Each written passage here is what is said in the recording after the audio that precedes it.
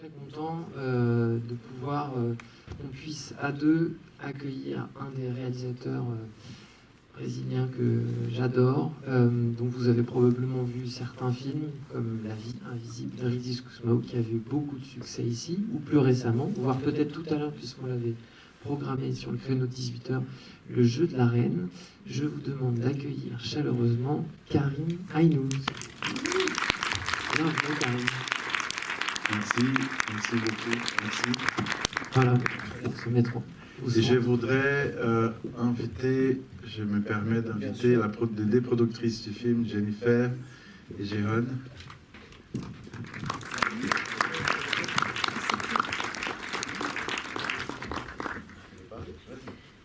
Alors, je ne sais pas à qui on donne la parole en premier, aux productrices. Donc, merci beaucoup d'être venu et on est vraiment content d'être ici. Et ce film était un vrai coup de cœur que Karim en a parlé il y a 28 ans. Voilà. Et donc, c'est un long chemin et c'est un film effectivement sur sa famille, mais c'est beaucoup plus grand que ça. Et avec Jennifer, on a eu un énorme plaisir. Et ben voilà, je vous passe la parole. Oui, pareil, on a eu un très grand plaisir. Et c'est pas tous les jours qu'on a un film à ce point, un film de cinéma, voilà, qui dépasse la frontière du documentaire largement. On tient, nous, à remercier évidemment le Méliès pour cette belle avant-première et puis nos partenaires aussi qui ont permis que ce film se fasse, donc Arte, le CNC, notre distributeur, les films des deux rives, et puis le label Oh My Doc aussi qui soutient la sortie du film.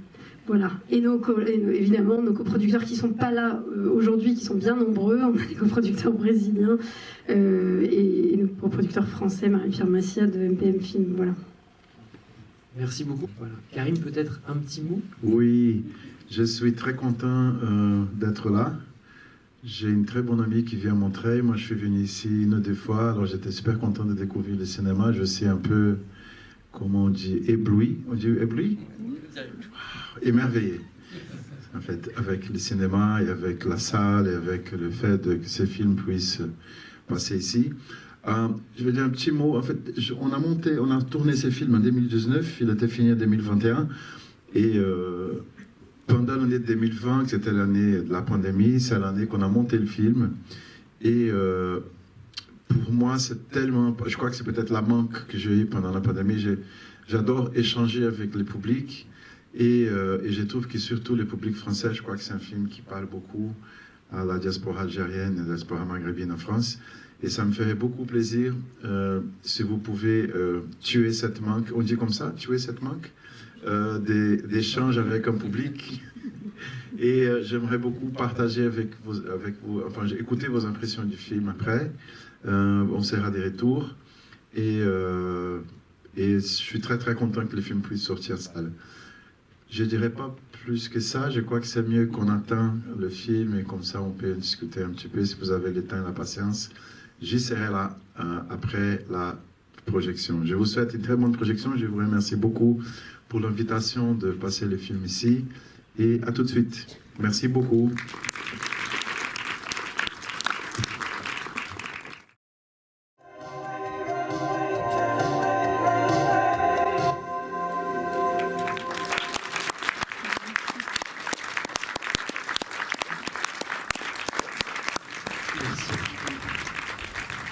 Merci d'être avec nous ce soir. Merci.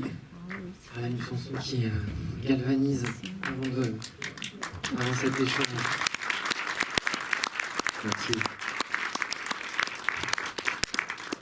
Vous nous expliquiez juste avant le démarrage du film. Voilà, c'est un film que vous avez tourné il y a 5 ans, qui est encore très présent dans votre vie aujourd'hui, puisque on a la chance d'enfin le programmer, le projeter. Et moi, je me demandais, parce que j'ai l'impression qu'il y a... Voilà, on retrouve des choses de votre filmographie à l'intérieur. Depuis combien de temps il infuse ce film, Marin des montagnes? Là, on est entre... Ce qu'on n'a pas dit tout à l'heure, c'est qu'il y a un film qui vient de sortir, et on vient aussi d'apprendre que le prochain long métrage de Karim Aynouz, Modèle Destino, sera présenté au mois de mai en compétition officielle au Festival de Cannes. Voilà. Merci.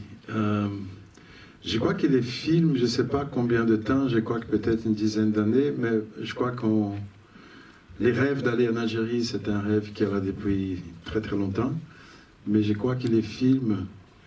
Jiran, la productrice du film, m'a dit que j'avais parlé du film avec elle, elle a 28 ans peut-être. Je ne me souvenais pas quand elle m'a dit, j'étais un peu surpris.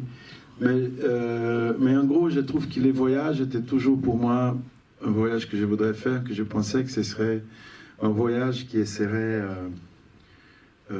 qui valait la peine de la filmer, quoi, parce qu'il avait quelque chose dans cette expérience d'apprendre, de découvrir l'Algérie qui pourrait devenir film. Mais je crois que le projet de film, vraiment, s'est passé d'une façon très concrète après le départ de ma mère, qui était en 2015. Et je me suis dit, mais peut-être il faut vraiment que ces voyages deviennent quelque chose. Mais le film, vraiment, il est devenu un film après le voyage, quoi. Parce que je n'étais pas sûr s'il avait un film ou pas.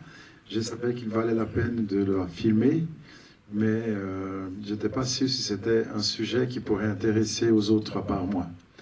Et c'était vraiment après le voyage que je me suis dit qu'il avait quelque chose de très puissant à partager peut-être. Oui, du coup, je pense l'idée de partir en quelque sorte avec votre mère, elle était là avant le départ, elle n'arrive pas après. Ah, absolument, non, non, non. D'abord, j'avais pensé que c'était un film que je ferais où j'ai raconté l'Algérie à mon père au départ.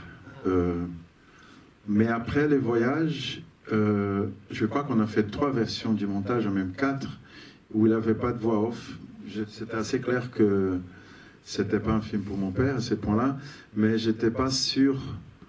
J'ai une sensation après la 3e version du montage, la 4e version du montage, que ça manquait quelque chose, parce que je crois que les images n'étaient pas... Elles étaient fortes, les images et les récits des voyages aussi, mais je crois que ça manquait quelque chose. Et quand j'ai dit ça manquait quelque chose, je crois que ça manquait quelqu'un à raconter les voyages.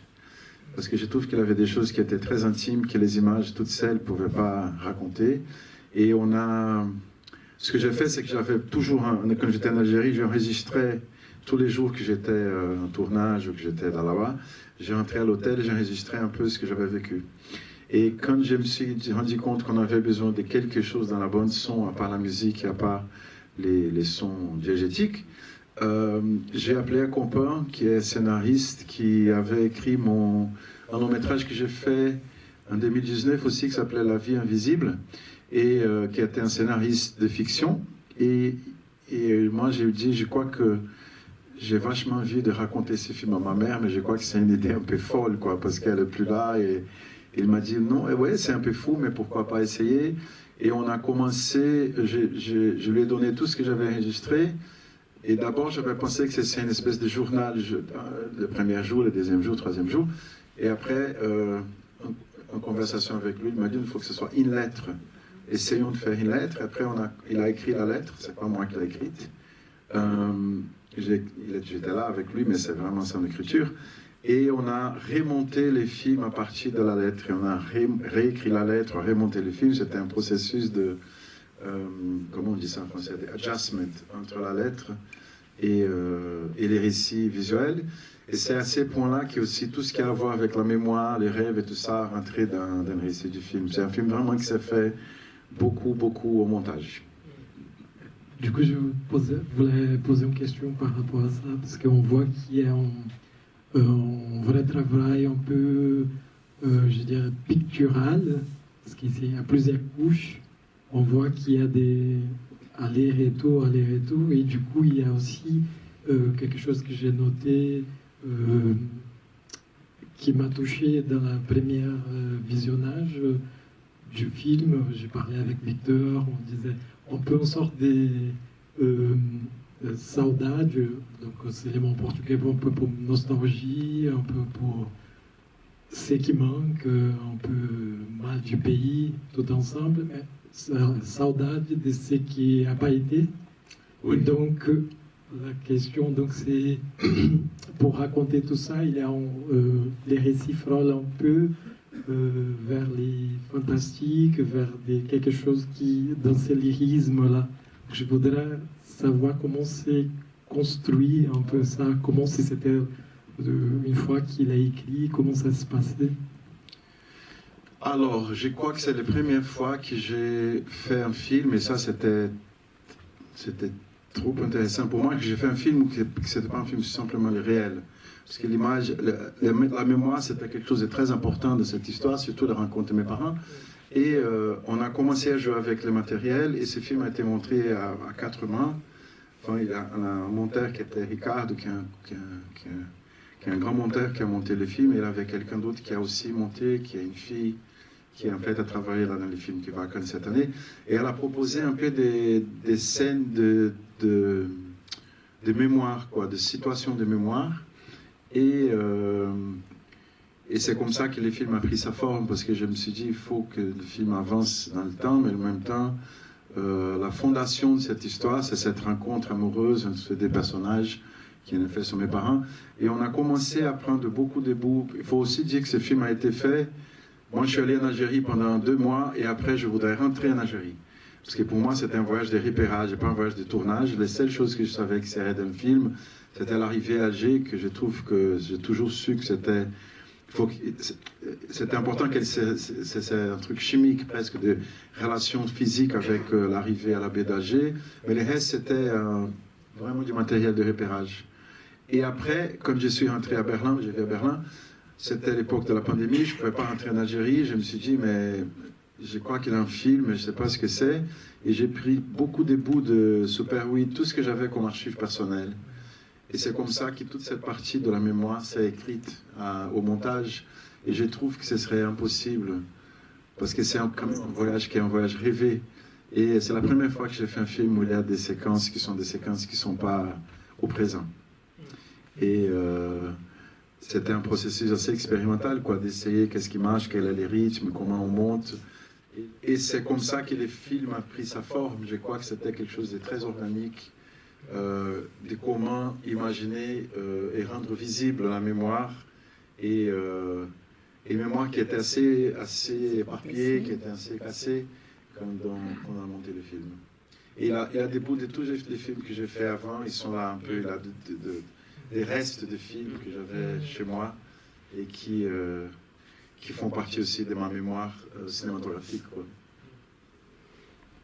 Et c'est une question du coup qui amène votre rapport aux personnes que vous avez rencontrées, parce que ne sachant pas si vous aviez tout ça en tête dès le départ, je me demandais comment être au présent avec les gens que vous croisez, alors qu'en fait, quand on regarde le film, on a la sensation que vous faites des liens permanents avec l'histoire de vos parents, avec des choses que vous ressentez. Et je me demandais, est-ce que ça vous avait pas freiné dans le rapport direct au territoire, aux habitants, etc. Est-ce que vous avez pu quand même être avec eux, avoir de longs échanges qui ne soient pas un peu embrumés par justement cette vague de souvenirs qui émerge, enfin, qui vous submerge? Oui, non, je crois que c'était vraiment un film qui... Je crois que d'un côté, le film n'est pas d'histoire de mes parents, mais c'est vraiment un film sur la colonisation et sur la guerre d'indépendance. Et moi, quand je suis arrivé en Algérie, c'était en février 2019, c'était vraiment un mois avant l'Irak, quand l'Irak a commencé. Je crois que je suis arrivé en Algérie, et il faut aussi le dire que le film a été tourné après la première année qu'un monstre a été élu comme le président du Brésil.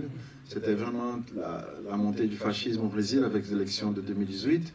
Et je suis arrivé en Algérie, je voudrais dévorer l'Algérie de deux façons. Dévorer l'Algérie parce que c'était ce pays dont je rêvais depuis très très longtemps d'y aller, mais c'était aussi un pays qui avait fait qui s'était émancipé, quoi. C'était un pays qui avait fait une révolution, qui s'était émancipé. Et pour moi, c'était ces deux choses-là. Dès que j'étais là, pour moi, qu'à chaque fois que je regardais les gens, j'avais envie de les connaître, j'avais envie d'avoir une connexion, mais même si c'était une connexion un peu faussée, parce que c'est quand même un pays qui est pas... Enfin, c'est pas un pays où j'ai grandi, que j'ai une relation de contact. Mais pour moi, je regardais ces gens-là et je disais, waouh, il aurait été tellement beau si le Brésil, on était en train de se battre contre ce qui s'est passé. Et je vois un peuple qui en fait s'est battu pour qu'il soit libre. Et pour moi, cette relation, ça commençait toujours avec une espèce de méfiance, parce que quand j'étais en Algérie, j'ai raconté ça hier, comme c'était juste avant l'Irak, quand l'Irak a commencé, toutes les fois que j'ai commencé à filmer âgé, plutôt âgé, hein, plus que dans Kabylie, parce que Kabylie c'était après, les gens se méfiaient beaucoup de moi, je pensais que j'étais un Français. Et comme je peux code switch très vite, je disais, wow, il a une tension qui est là. Et après, ils pensaient, je les disais que j'étais brésilien, ils étaient beaucoup plus ouverts quand ils ont pensé que j'étais un Français. Et parce que la télé française la télé française a montré beaucoup de choses de cette époque, les Algériens n'ont pas aimé. Et après, quand je disais que je m'appelais Karim, que mon père était algérien, les portes étaient ouvertes. Alors je crois que c'était une façon aussi de me connecter et de faire une espèce de speed dating avec ces gens que j'avais envie de savoir d'où ils venaient. Et la question qui était en permanence dans ma tête quand j'étais là-bas, c'est où est-ce qu'ils étaient en 62 ? Par exemple, le Messier que j'ai tourné quand il est au bord de mer Alger, pour moi c'était une espèce de recherche permanente de savoir qu'est-ce qui s'est passé en 62, est-ce que ces gens-là sont des fils ou des grands-fils des gens qui étaient en 62. C'était vraiment une espèce de regard, mais que j'essayais de trouver un peu des traces d'histoire de ces moments historiques que je connaissais très peu. Du coup, alors, il y a plusieurs choses. Bon, je vais revenir un peu sur les couleurs, en fait. Ah, yes. Voilà. Du coup, la deuxième fois que j'ai vu les films, il y a quelque chose qui m'a frappé beaucoup. Je disais, ah ouais, yes, ces couleurs-là, c'est de là qui viennent tous ces sentiments, peut-être. Parce qu'il y a une palette rouge, vert et RGB, un peu rouge, vert et bleu. Et dont certaines vont sur certains sentiments, certains lieux. Je vais parler un peu plus de rouge, qui va parler des couchers de soleil. Ça commence avec les bateaux, avec les cheminées du bateau. Il y a où les images sont renversées, ou dans les rêves, etc. Et qui rattache un petit peu aussi à Fortaleza, aussi au jardin de votre maman, Oui. donc qui rattache un peu à la mer, Oui. et aussi à ses débuts. Donc les titres c'est en rouge, la fin, et aussi à ses sentiments, c'est cette calentura qui on pense tout de suite à quelque chose de chaud, Oui. une sorte de folie. Je voulais que vous parliez un peu de ces travaux, mais ça un peu revenant au pictural et tout ça, de comment ça a été, si c'était en montage, si c'était en colorimétrie, comment ça s'est venu cette touche. Bah, écoutez, moi j'étais avec une personne aujourd'hui qui me demandait, parce que c'est un nouveau film que je suis en train de finir, il y a aussi beaucoup de couleurs, elle m'a demandé c'est quoi ma relation avec la couleur, les couleurs. Je crois que dans ces films, moi j'ai grandi avec une boîte de diapos de mes parents qui ont été prises aux États-Unis dans les années 60 avec du Kodachrome. Et le Kodachrome, c'est un support où les couleurs sont très séparées, c'est les rouges, c'est des couleurs très saturées. Et je crois que pendant toute ma vie, je crois que j'ai vu le monde un peu en Kodachrome, quoi, parce que c'était vraiment des premières images que j'ai vues de la photo. Et dans ces films, ce que j'ai voulu faire, par rapport aux couleurs en général, moi, c'est un film qui est un film très très libre. J'ai fait ces films avec une liberté comme je n'ai jamais eu dans ma vie, en étant cinéaste. Et moi, j'ai toujours rêvé d'un film qui soit un compas avec, on peut dire un compas avec, qui soit une compass with, comment on dit, qui a une rime avec les images des diapos qui sont là, qui sont très colorées. Alors je crois que les couleurs est venu parce que c'est la même musique, quoi, au point de vue des couleurs, et c'est comme ça que les couleurs ont habité les films. Mais il avait aussi un désir de jouer avec des choses qui n'étaient pas vraiment... il n'y avait pas vraiment une raison. Je crois qu'un des grands plaisirs de faire ces films, c'est un film qui a quand même narratif, dans la narration, littéralement parlant, c'est un film où il y a une narration, il y a une histoire, il y a un début, milieu et une fin, mais ce n'est pas un film narratif. Et pour moi, les couleurs, c'était une façon de jouer avec les rythmes, c'est comme une musique, quoi. Et il avait des fois qu'on était en train de monter de faire la couleur du film, de faire l'étalonnage, et il avait des images qui étaient d'une autre couleur. Je dis, mais est-ce qu'on peut essayer d'aller tout rouge, ou d'essayer d'aller... Il n'y a pas de symbolisme, quoi. C'est vraiment une question des rythmes chromatiques comme ça que je sentais que je ne pouvais pas vraiment faire quand on raconte une histoire dans un film un peu plus classique, avec des personnages, avec début, milieu et fin. Mais ici, pour moi, tout était un peu réglé dans la narration. Et dans la bande image, je pouvais m'amuser comme un enfant, vraiment. Et il y avait un moment où l'étalonneur m'a demandé, mais pourquoi tu veux que ça soit vert? J'ai dit, je sais pas, mais ça me fait plaisir que ça soit vert. Et le film a été en fait un peu fait comme ça, avec une intuition qui passait par les rythmes, par la couleur. C'est en fait un film à la bande image surtout, mais aussi à la bande son après. On a beaucoup joué avec les sons, mais qui était très intuitif dans ce sens-là. C'est presque comme un film sensoriel, où les couleurs étaient là des fois, parce que je sentais qu'elle avait besoin d'un autre ton, quoi, comme une musique. Alors je rebondis donc je vais passer. Yes, j'adore les questions du public aussi. Bonjour. Bonjour. C'est marrant parce que ce que vous êtes en train de dire, ça me déçoit un peu parce que vous êtes en train de dire, je me suis amusée, puis j'ai cherché le rythme, comme une musique. Mais moi, j'ai eu beaucoup d'émotions des partis pris que vous avez fait, notamment de couper sans arrêt, Oui. de casser. Oui. Je rebondis, désolée, je suis un peu longue, hein. Je rebondis aussi sur ce que vous avez dit tout à l'heure en disant oui, c'est un film sur l'indépendance, la révolution, et je crois pas. C'est pas ça que j'ai ressenti. D'accord. Parce que justement, c'est vraiment vous nous embarquez avec, et c'est pas une belle histoire.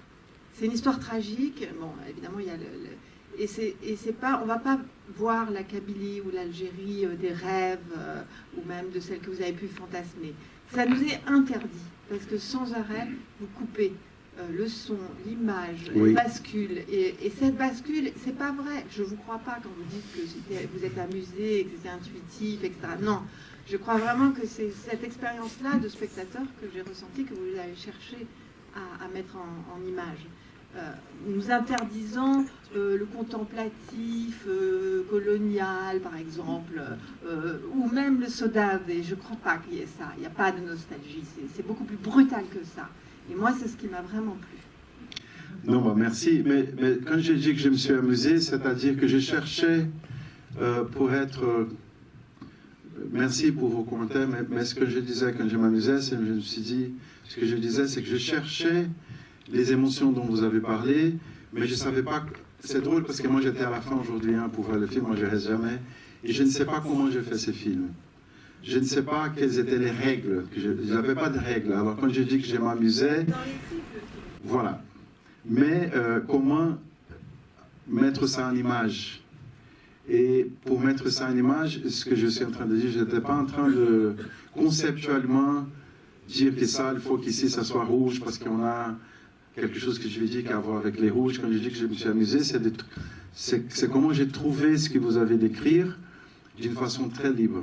Pas en ayant... ce que je veux dire, c'est que je n'avais pas un parti pris avant le montage.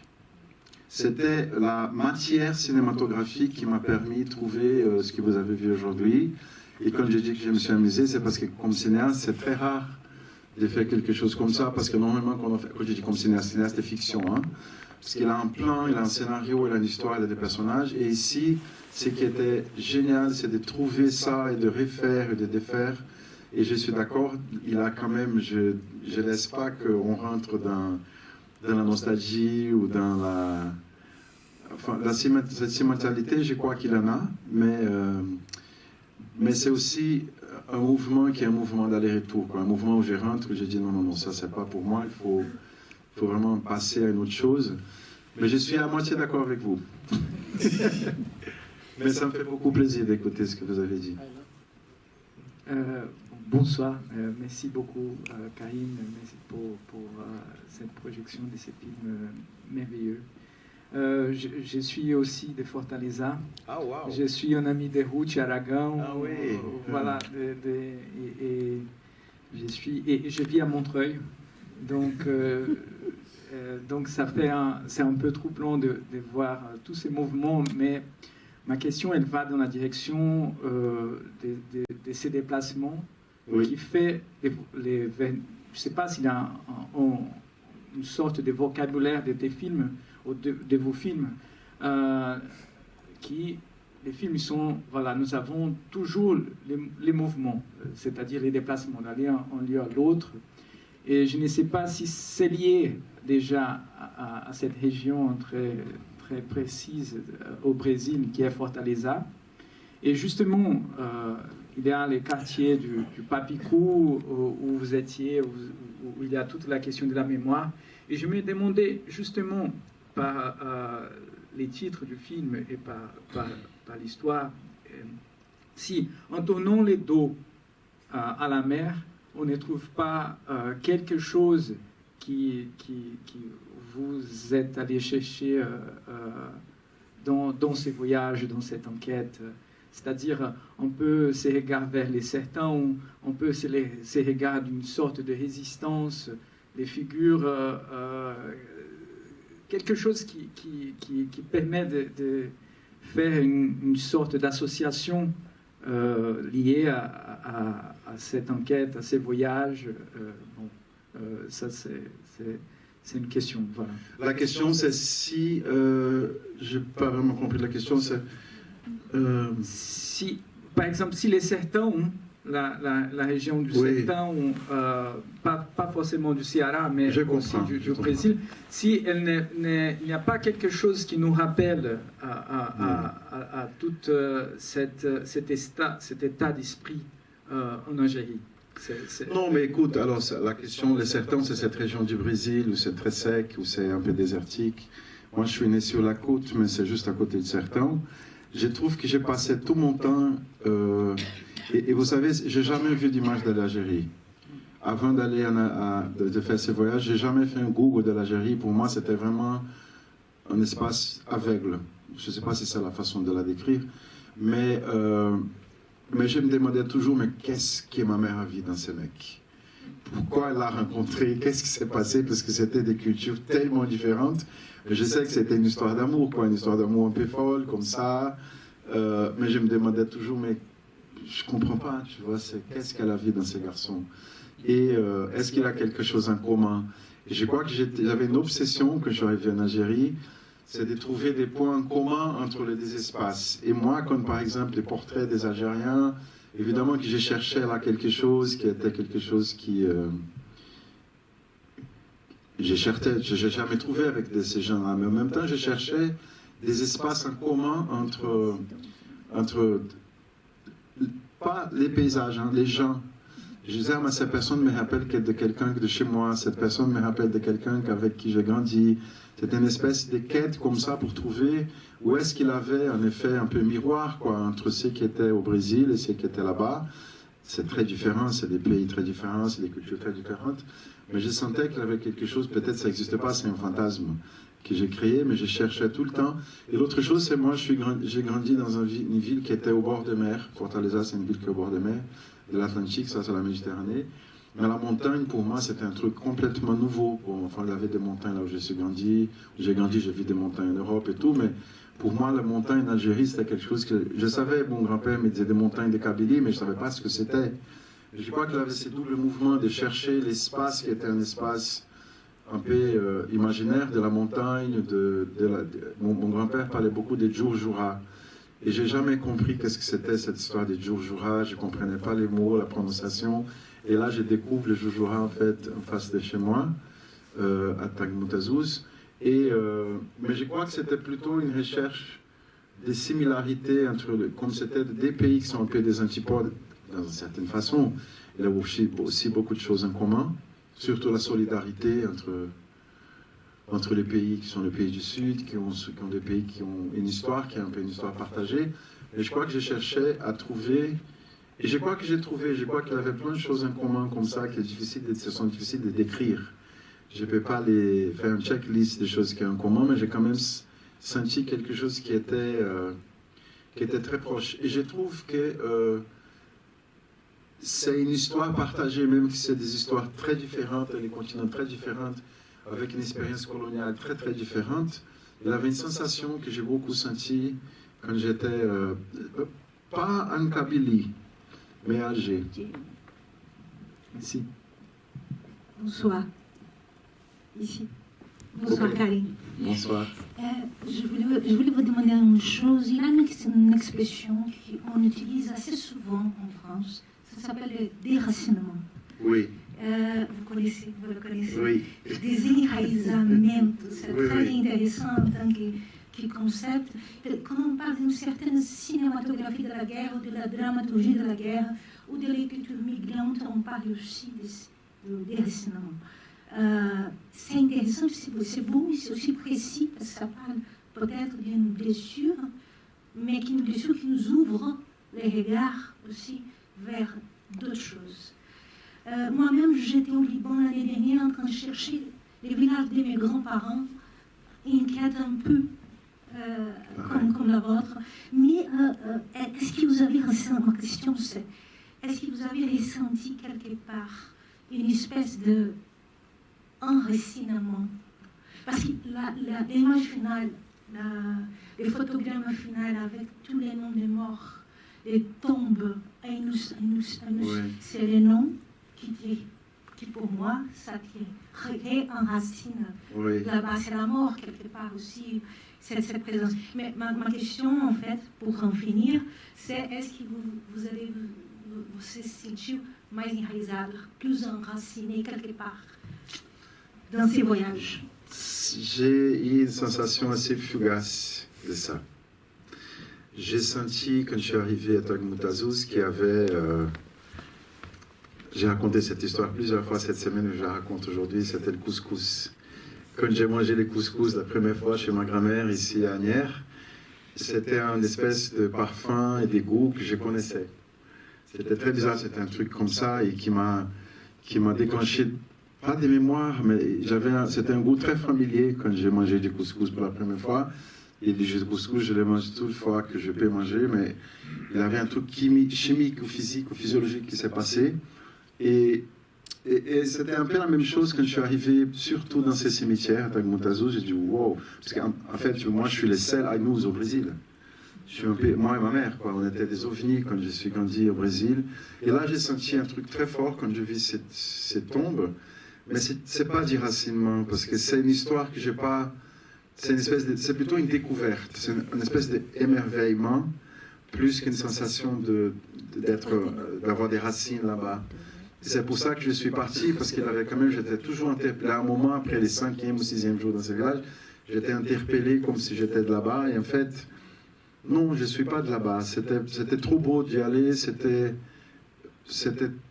trop fort de ressentir ça, mais je crois que je suis parti avec une sensation que le déracinement ça me libère beaucoup plus que d'être enraciné là-bas, parce que c'est en fait, c'est une rencontre presque biologique, ce que j'ai senti en Algérie. Mais pour revenir à votre question qui m'a beaucoup intéressé, je trouve que ce film, ce qu'il m'a permis de faire, c'était ni de me sentir que j'appartiens à l'Algérie, c'était ni de trouver des points communs entre les deux pays. Pour moi, ce film m'a fait découvrir des choses. J'ai découvert à quel point j'étais ignorant sur l'histoire de l'Algérie.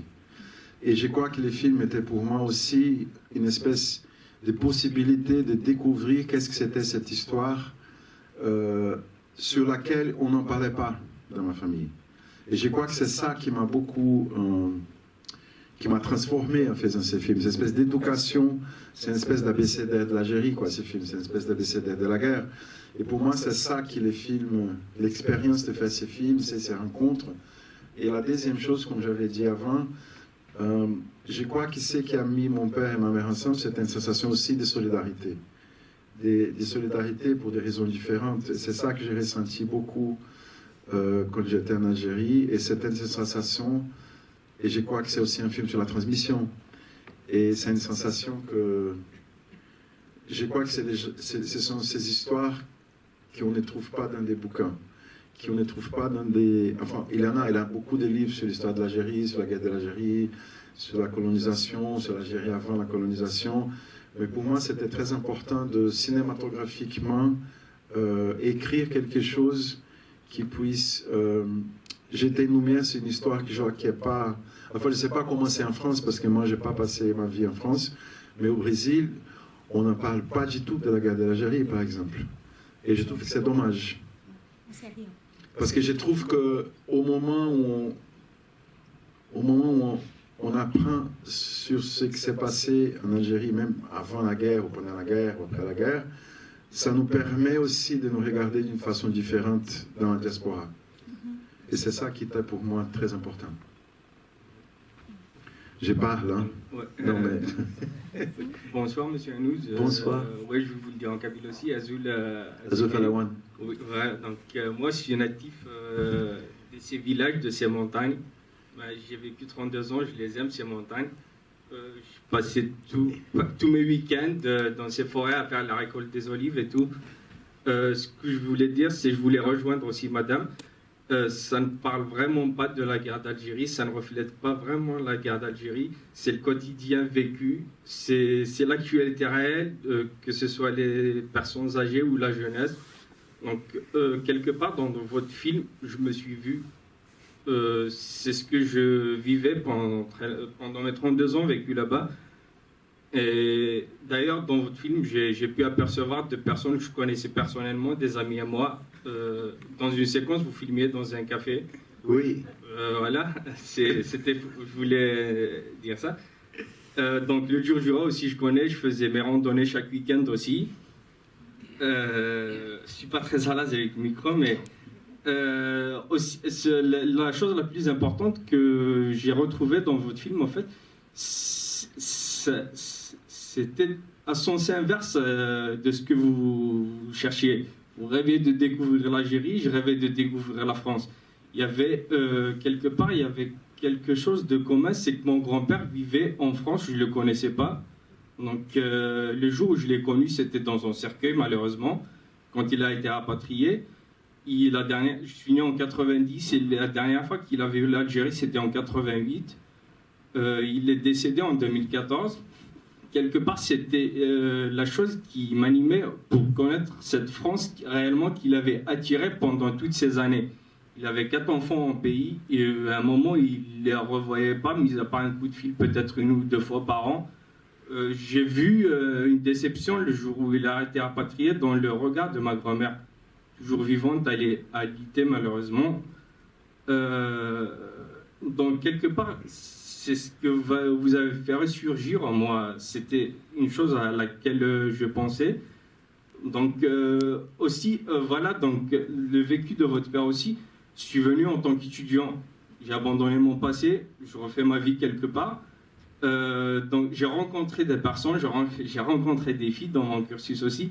Et quelque part, quand on se déplace, on voyage, on oublie nos frontières, on oublie nos cultures. Ça reste mon idée à moi, on se rend compte que l'être humain est le même. Il y a une éducation qui diffère, mais l'être humain reste le même. Principalement, j'ai connu une fille du Bénin, on s'entendait parfaitement. C'est juste pour vous dire, voilà. J'avais pas de questions, mais c'était juste des remarques à faire. Ah bah, très bien. Voilà. Merci. Je vous remercie pour ce film qui m'a vraiment touché. Voilà, merci à vous. Je ne voulais pas dire que votre film ne parlait pas de la guerre de l'indépendance et de cette aspiration. Oui. Bien sûr, il en est question et même très fortement, puisqu'en fait, moi, ce que ça me raconte, c'est une même aspiration chez ces 2 êtres que sont vos parents. Oui. Voilà. Vous avez dit solidarité, alors j'avais envie de dire, moi, ils ont regardé dans la même direction. Oui. Et cette direction, c'est l'horizon politique qui n'a pas eu lieu ni au Brésil, ni en Algérie, ni ailleurs. Mais c'est bien ce rêve-là dont vous êtes le fils, en fait. C'est assez beau. Oui, c'est la révolution à 2, c'est la révolution collective, quoi. Comme elles ont des choses en commun.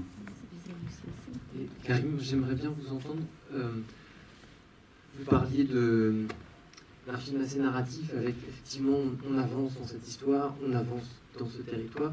Et je trouve que ce qui est très touchant, c'est que progressivement, on pénètre dans des espaces de plus en plus intimes. Et est-ce que vous pouvez nous raconter un peu la phase de, je ne sais pas si de création, mais en tout cas le travail avec Inès, parce que d'un seul coup, vous autorisez quelqu'un à ajouter sa propre histoire au récit que vous faites, et du coup, je me demandais si ça, c'est des choses qu'elle vous a effectivement racontées là-bas, etc. Ou voilà, comment vous en êtes venu à intégrer une histoire à elle dans la vôtre? Non, c'est de la fiction. Non, elle m'a pas raconté ses mythes, mais quand même, ce qui s'est passé, c'est que j'étais à une certaine rencontre assez magique avec Inès. Je crois qu'on s'est vu dans l'autre d'une façon très abstraite, mais je sentais quelque chose qui était les volontés de gagner le monde comme ça, et quelqu'un qui était toujours, on dit gagner le monde, pas de partir, mais de dévorer le monde un peu. Et quand on a tourné, elle était très très jeune. Mais non, elle ne m'a pas raconté cette histoire du tout. C'est drôle que vous me demandiez la question, et moi je mens pas. Elle ne m'a pas du tout raconté cette histoire, mais moi j'avais besoin de raconter cette histoire parce que je trouve que c'est des mythes qui sont quand même des mythes fondateurs de cette culture, et moi je pensais que ce serait très très beau d'avoir ces mythes-là racontés par quelqu'un qui était très très jeune, et pas quelqu'un qui normalement on pense qu'ils savent sur ces histoires-là. Et c'était aussi une espèce de projection de moi-même. Moi, j'ai toujours voulu faire une espèce de science-fiction en Algérie parce que je trouve que c'est aussi une façon de regarder le futur.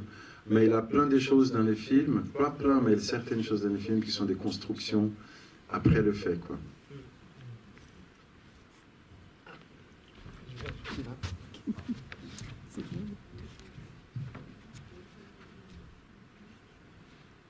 Peut-être pour rebondir sur les mythes et la fiction, je voulais aussi souligner à quel point j'étais touchée par le fait que vous êtes autorisé à recréer justement un univers qui est totalement vôtre et vous affranchir de faire un documentaire qui rendrait hommage, qui doit retranscrire une réalité comme si vous aviez un dû envers cette terre. Et je voulais vous demander, parce que moi je connais principalement vos films de fiction, est-ce que cette envie aussi de recréer tout un monde au montage, peut-être justement dans un univers plus safe, plus maîtrisé que cette montagne où on sent que vous avez peur de déraper, de vous y enfoncer, ça vient aussi de réflexes de réalisateurs de fiction, et aussi c'est un plaisir parce que vous êtes réapproprié justement a posteriori cet univers-là pour recréer votre version. Enfin, c'est pas tellement une question, mais ça part un peu dans tous les sens, mais en tout cas, voilà. Votre travail de faire un documentaire sur un sujet comme celui-ci qui touche autant à l'imaginaire, alors que vous venez de la fiction, enfin, vous avez aussi fait des documentaires, mais... Bon. Et vous savez, moi, j'ai fait quelques documentaires, entre guillemets, mais de plus en plus, je suis... C'est très bien avec ta question, parce que moi, je crois que c'est une construction assez binaire, cette histoire de documentaire, fiction. Je sais que ça semble très léger de le dire comme ça, mais c'est pas du tout. Je trouve que, pour moi, c'est pas qu'il y a des choses qui ont été mises en scène dans ces films. J'ai jamais demandé à quelqu'un de dire la même chose des fois, comme si c'était une reprise de quelque chose. Dans ce sens-là, moi, je trouve que c'est la grande différence, le documentaire et la fiction. C'est vraiment qu'on en demande à quelqu'un de jouer, et de jouer encore une fois. Mais moi, je ne suis pas... dès mon premier film, mon premier film, c'était un film qui a été fait, qui était en fait un film sur ma grand-mère brésilienne, que j'ai fait en 1991. Il avait déjà des traces qui étaient des traces des métissages. Et je trouve que ce film-là, de l'appeler documentaire, de l'appeler fiction... Je crois que c'est plus simple de l'appeler documentaire parce qu'il n'est pas mis en scène d'une façon classique, mais il a beaucoup de choses qui sont racontées. Parce que pour moi, la grande question, c'est un film, ça peut durer 6 heures, 4 heures, 1 heure, mais moi, je trouve que chaque film a son temps. Et comment raconter une histoire, et c'est quoi l'histoire. Et les outils qu'on utilise, par exemple, c'est des outils qui sont toujours un peu mélangés. Et là, il y a beaucoup de choses qui sont des choses qui ont été imaginées. La mémoire, c'est pas quelque chose qui est filmable, mais qui est toujours une imagination.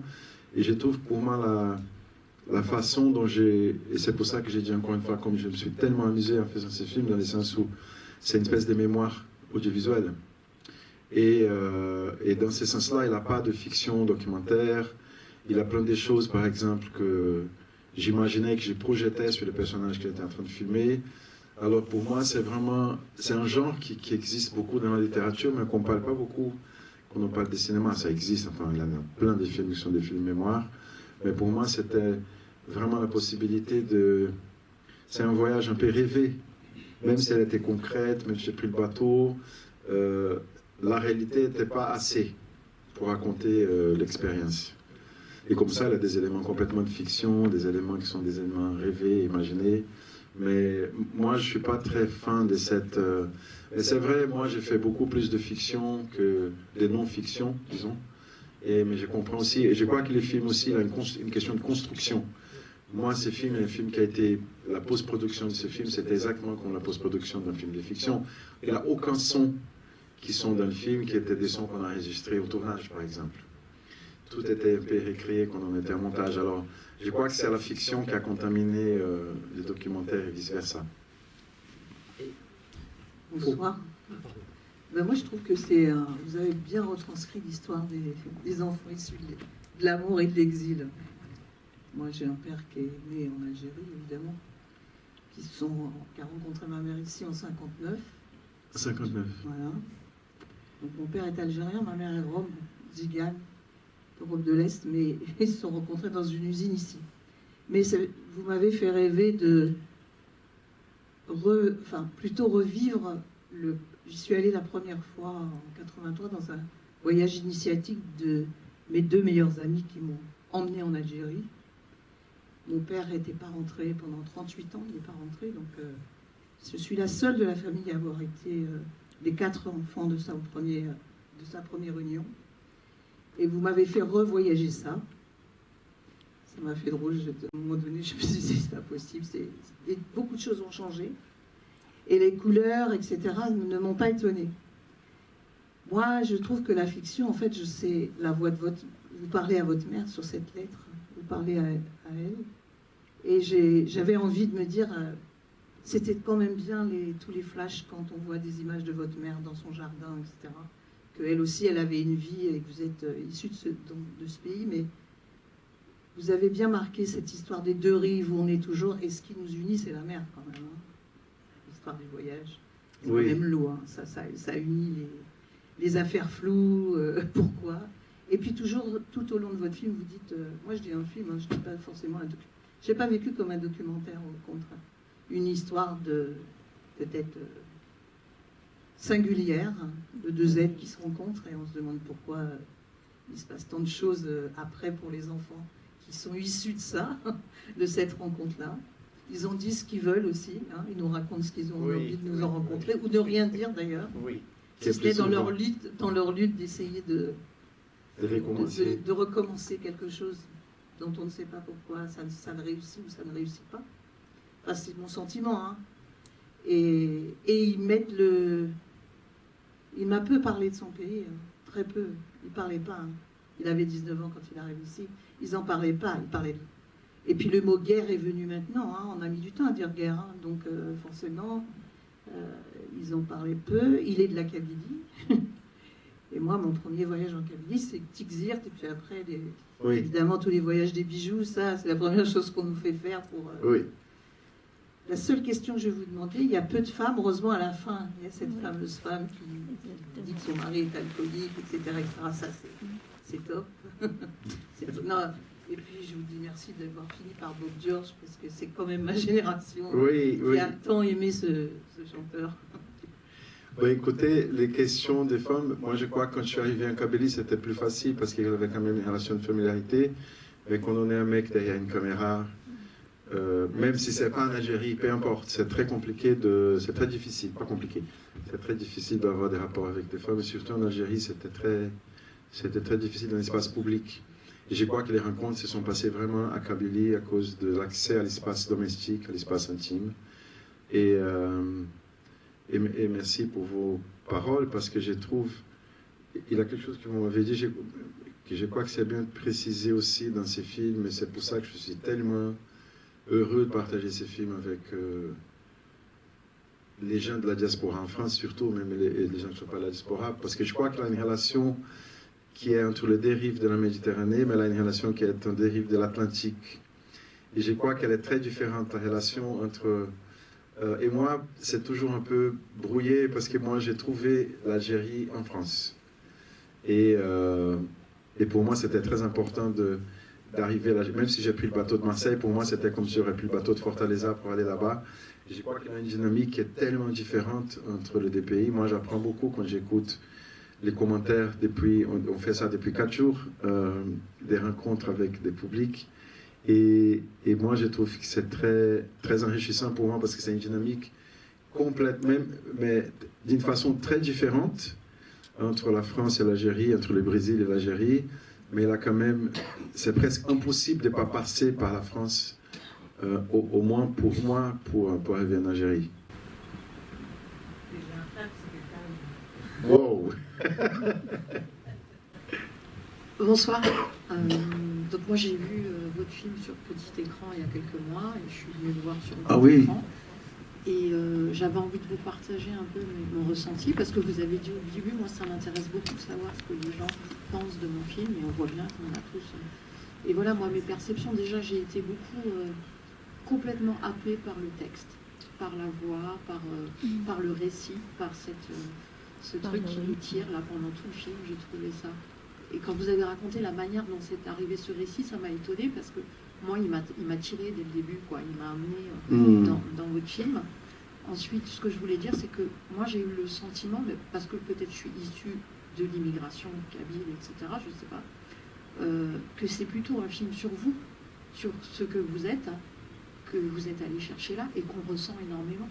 Enfin, moi, je ressens, quand vous êtes dans les ruelles du village, avec les gens du village, dans les cafés avec ces hommes, moi je ressens presque ce que parfois je ressens quand je vais là-bas à l'occasion et que je suis moi-même perturbée parce que je suis en train de ressentir, parce que j'ai l'impression d'une synchronisation, je ne sais pas comment le dire, quelque chose qui s'exprime pas, qui s'exprime voilà, dans le ressenti. Et je connais par exemple cette femme qui regarde la montagne, moi ça m'a perturbée, ça me perturbe, ça me bouleverse. Parce que son attitude, ses mains derrière le dos, tout ça, ça me dit beaucoup de choses. Ça me dit beaucoup de choses qui ne sont que là-bas et qui sont pour moi un héritage. C'est des choses dont j'ai hérité. Voilà. C'est pas des choses que j'ai vécues. Mais dont oui, oui. Et c'est très fort de le faire passer à l'image et dans le texte. Voilà. Donc, merci.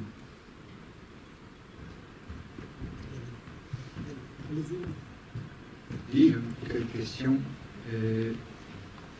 Vous avez dit que ce voyage, vous avez fait aussi pour comprendre mieux qui vous êtes.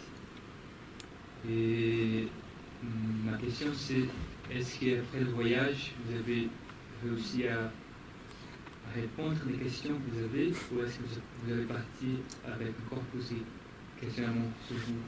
Non, c'est très concret. Dans toute ma vie, les gens me demandent comment je m'appelle. Je dis, je m'appelle Karim. Il dit, vous venez d'où? Je viens du Brésil. Les gens me disent, c'est pas possible. Je dis, ouais, c'est vrai, je fais une partie du Brésil, une partie de l'Algérie. Mais j'ai dit ça très légèrement, mais c'est très, je crois que les mots perturbants. Mais l'Algérie, et j'ai changé de sujet parce que je n'avais rien à dire. C'était comme si j'ai dit, je viens de la Lune. Et c'est comment dans la Lune, je ne sais pas, j'ai jamais pris un avion pour aller à la Lune. Et je crois que ce qui a changé, c'est que je sens vraiment que là, même si je ne me sens pas algérien, je n'ai pas grandi en Algérie, je n'ai pas des partages en Algérie, j'ai des partages peut-être comme ça qui me perturbent, mais qui ne sont pas des partages vécus. Mais je crois que ce qui a changé, c'est que d'abord, j'ai dit, ouais, je viens aussi de l'Algérie et j'ai beaucoup appris sur l'Algérie. Alors je crois qu'il y a aussi une espèce de fierté qui est venue après cette expérience. Alors si je connais plus de moi ou pas, je crois pas que je connais plus de moi, mais je peux parler d'un héritage avec beaucoup de propriétés de ce que je parlais avant. Et je crois que c'est un héritage génial. C'est ça qui était bien d'aller là-bas, parce que je trouve que ce que j'ai appris sur l'Algérie, et je vous dis ça à partir d'un point de vue très brésilien, le Brésil, c'est un pays qui s'est jamais émancipé. Parce que le Brésil, c'est un pays qui a été colonisé par les Portugais. Il y a un moment où les Portugais sont allés au Brésil parce qu'ils ont échappé à Napoléon, qui était en train de envahir le Portugal. Et après, les fils du roi du Portugal, ils restent au Brésil. Ils disent, le Brésil, c'est indépendant. Et je trouve qu'il y a quelque chose par rapport, et c'est là que j'ai appris, quand je dis, oui, je m'appelle Karim, je viens d'Algérie aussi. C'est une espèce de fierté dans le sens où c'est un pays qui a émancipé. On peut dire ce qu'on veut dire sur la révolution, si elle a marché, si elle n'a pas marché, où est-ce qu'on est maintenant, les pouvoirs, etc., etc. Mais je trouve ce qui était, et surtout, comme je vous avais dit avant, les contextes dont ce film a été fait, c'est vraiment un contexte où un pays qui n'est pas simplement émancipé, mais qui s'est auto-prisonné. Au moment où on vote pour quelqu'un comme le mec qui a été élu, c'est quelque chose de traumatique. Et pour moi, et quand je disais que j'ai beaucoup appris sur la Révolution, c'est un peu la même sensation. J'ai toujours voulu être cubain. J'imaginais que mon père était un peu cubain, comme ça, qu'il avait des copains à Cuba. Parce que quand je suis allé à Cuba, la première chose que j'ai sentie à Cuba, c'était cette histoire, elle nous appartient. Et c'est ça que j'ai ressenti en Algérie. Il avait une espèce, c'est pas la rage, mais il avait une espèce de fierté qui m'a beaucoup touché, parce que j'ai cherché tout le temps ça au Brésil et je ne trouvais jamais, quoi. C'est pas que le Brésil s'est jamais émancipé, mais on n'a jamais confronté notre histoire coloniale, et de trouver un pays qui était de l'autre côté de la rivière, de l'autre côté, enfin, qui est... Quand j'ai pris les vols j'ai pas pris les vols, je suis allé en Algérie une fois après le film l'année dernière, au mois d'octobre, pour montrer le film là-bas, et j'ai pris un vol qui est à 1h30 de Paris. C'est un espace qui est juste à côté, et pour moi, c'est ça qui m'a vraiment transformé quand je suis parti, c'est que finalement j'ai trouvé mon père cubain, mais en Afrique. S'il vous plaît. Je sais que ça fait un peu anarchique cette réponse, mais je crois qu'elle est claire, non? Je crois que... C'était la révolution, quoi. Oui, l'émancipation, oui. Oui. Oui, bonsoir. Merci pour le film, vraiment. Je suis curieuse, est-ce que vous l'avez montré là-bas? Non. Non, j'ai montré le film dans un festival à Béjaïa l'année dernière, et je n'ai pas montré le film au village encore. Je vais bien le faire, mais je n'ai pas encore fait. J'étais curieuse de voir de la réaction. Mais quand j'ai montré le film à Béjaïa, j'avais les tracks, parce que je ne savais pas comment ça allait, que c'est la réaction des Algériens. Et c'était, je crois qu'il avait quelque chose de très, il avait une fierté de se voir à l'écran qui était très forte quand j'ai passé les films à Béjaïa. Et votre père? Mon père? Votre père? Non. On peut parler de ça après. Ouais. Merci. Merci, Karim. Merci beaucoup. Merci pour votre accueil. Merci. Merci à vous. Un mot pour vous dire qu'on espère vous retrouver pour le prochain film et vous accueillir à nouveau pour l'hôtel Destino. Et en attendant, explorer la filmographie qui est très riche de Karim Aïnouz. Et beaucoup peut-être l'ont découvert en 2019, peut-être vous le connaissiez avant, peut-être vous le connaissiez par Madame Sata. Si vous aimez son travail... Un festival? Un festival? Oui. Ah, peut-être. Un festival ici, avec Karim, on va en discuter juste après. Moi, je vous conseille un film sur le question narrative et formelle. Si ce film-là vous a plu, je peux citer... Oui. Voilà. Essayez de voir I Travel Because I Have To, I Come Back Because I Love You. Voilà. C'est un film splendide. Voilà. Bonne soirée, merci. Merci.